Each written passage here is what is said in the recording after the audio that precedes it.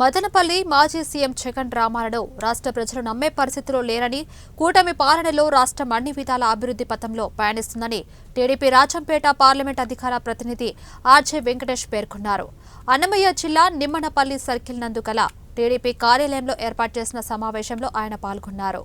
ఈ సందర్భంగా తన రాజకీయ ఉనికి కోసం మాజీ సీఎం జగన్ కొత్త నాటకాలకు తెరతీస్తున్నారని విమర్శించారు.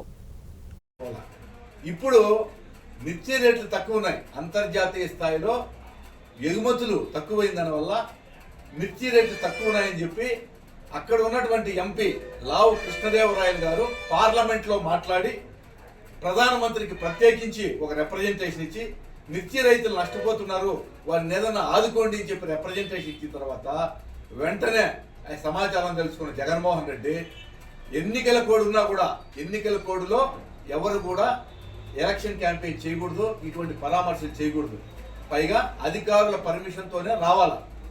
బెయిల్ పైన ఉన్నటువంటి ఇతను అధికారుల మాటలను బేఖాతరు చేస్తూ ఈయన ఏం చేశాడు, చట్ట ఉల్లంఘన చేశాడు.